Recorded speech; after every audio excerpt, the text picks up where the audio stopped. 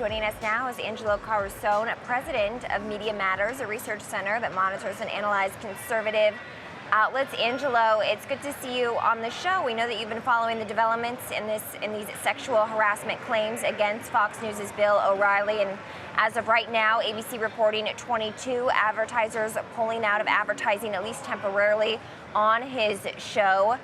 How is this going to force Fox News to respond long term? We've heard the response short term, which is that it's working with these advertisers, but big picture, what do you think this means? So one thing that at the top that I would point out is that when we think about the number of advertisers that have dropped, that 22 number is the ones that have given public statements. And from just observing the program and his advertisers the last couple weeks, and then what his advertising looked like last night, and just from my own experience running and being involved in similar kinds of advertiser efforts, like against Glenn Beck, I suspect that many more advertisers have actually adjusted their ad buys, but just haven't given public statements yet.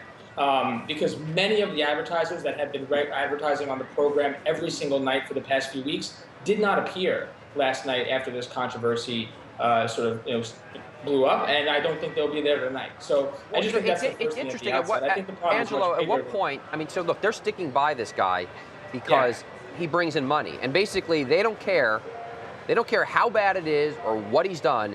He makes them so much money that they're going to stick with him. At what point is it enough advertisers that the math? See, the problem is, this looks even worse for them. They could have gotten ahead of this and been like, this guy's toxic, we're done, right? Instead, they paid his settlements, okay, stuck by him. Now they're going to lose money, and now they're going to have to pull the ripcord on him, at which point it looks like they're just doing it for the money.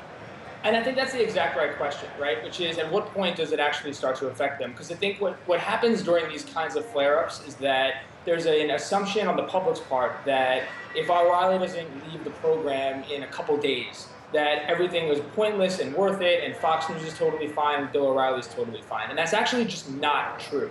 And during the Glenn Beck period, after he lost a wave of advertisers, his advertiser rates never recovered. He limped along for over a year. His advertiser rates were a quarter of what other Fox News programs were, even though he had more than 1 million viewers than many other Fox News programs, comparable ones during the similar time slots. He was beating the programs around him by 1 million viewers, but his advertiser rates for the same advertisers and for the same commercials were sometimes a fifth of what they were on just a program an hour later or an hour earlier. And that's because they fell precipitously after he lost a lot of advertisers. I mean, the market addressed that issue. Once you started to see, that there was a problem running ads on the show, media buyers weren't going to pay the same rates anymore, and they never did. So that's the first thing that I would point out, that no matter what, even if Bill O'Reilly stays, his program will never be as profitable as it was 3 days ago. That is just the bottom line fact. Angelo, yeah. Let's run through some of the numbers here. So the O'Reilly factor did draw $178 million in ad spending in all of 2015, and then for the first 9 months of 2016, $119 million. This according to Cantor Media. This is a guy who just re-signed his contract for $20 million. Yep. Upwards of $20 million a year. I mean, Glenn Beck is one example, but other news outlets have said that really sometimes what happens is once the news blows over, that actually these advertisers will go back to the platform, will go back to the shows. And so even though Glenn Beck might be one example, I mean, do you think it is a scenario where these advertisers might go back just after some cool down time? So I think the one difference here, as opposed to say, like in many other situations, advertisers leave because somebody has said something controversial or outrageous, and there's an immediate backlash. In this case, though, it's about internal controls and governance. I mean, really what the advertisers are asking themselves is not, is this so outrageous that people will forget about it, but what they're really assessing is, do they trust that Fox News' internal controls and governance, that not only have they handled the situation well to date, but most importantly, that they will manage the situation effectively and properly going forward.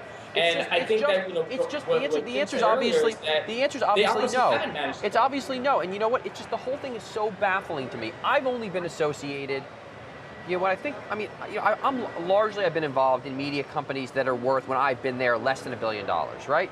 And in these companies, just nothing is acceptable. Like doing your job badly is a reason you have to leave the company. Like, you can't do crazy, unethical and illegal things And I can't And imagine stay. I can't imagine being in a venture-backed company where someone had 5 sexual harassment claims, and then they were like, okay, let's pay off these people multiple times, and then now let's go on. Unless someone didn't know. I mean, think about some of the stories playing out right now, right? It's insane. It's But I would insane. point out that there's a culture at Fox News. Don't forget, that Fox News is currently under potential investigation because of the way that they handle their disclosures around Roger Ailes' Angelo, when I really, actually, I was thinking about this last night as I was walking home. The only conclusion that I can come to is that these companies are run by old men who come from a different time where somehow behavior like this was tolerated or excused. And I think it'd be very hard to find a company run by men and women under the age of 40 where this kind of stuff went on.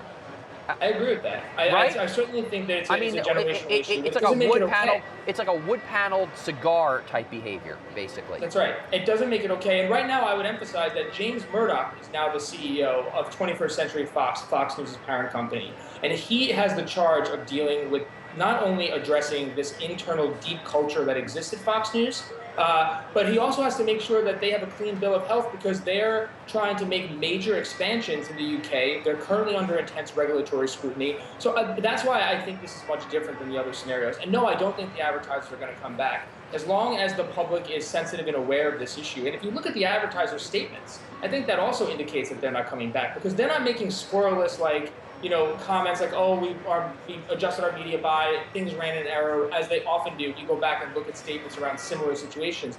They're coming out and saying, this is disturbing. One advertiser sent me a message last night that said, this is disturbing. We are removing our ads. Other advertisers are pulling their ads entirely off of Fox News as a result of just being concerned about what the potential spillover effects could be. So I don't think the advertisers are going to come back. And bottom line is this, his ad rates will never recover. Okay, so 2 questions. 1, does Bill O'Reilly need to go? Do you think they're going to push him out? I certainly think he needs to go from purely putting aside my own interest in Bill O'Reilly being held accountable. If you look at this from a pure business perspective, yes, he does need to go. Fox News has even to though he has address the this most further highly head-on. rated, even though Fox News would claim he has the most highly rated show, but continue. I'm just giving the other side of the argument. He does have a highly rated show, but if in a business environment, if you can't commercialize your highly rated show, or rather, if you can't get the maximum return on that highly rated show, then they have a fiduciary obligation to their shareholders. This is the problem. They have to at least acknowledge the fact that they're willing to absorb a loss in order to advance whatever political agenda or partisan agenda that Bill O'Reilly provides to them. Because it's not a commercial agenda at the moment that they can no longer get the maximum rates for the advertisement slots during the program. And that's a choice that they made with Glenn Beck.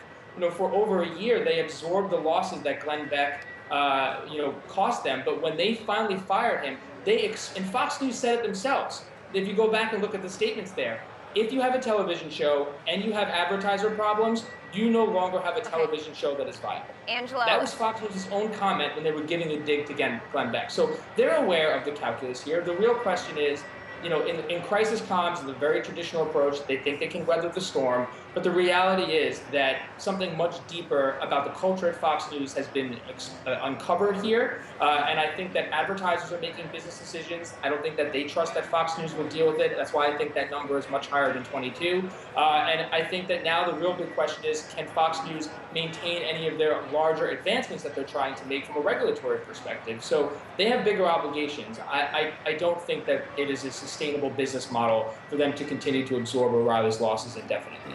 Okay, Angelo Carusone, president of Media Matters, thank you for joining us.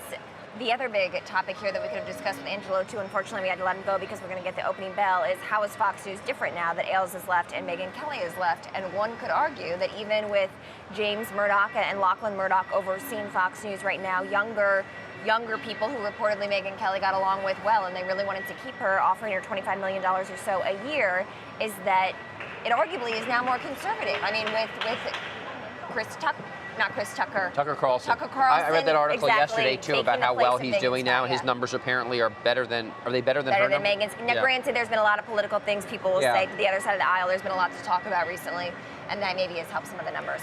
But yes, I mean, he's a very conservative commentator, and the numbers have been good.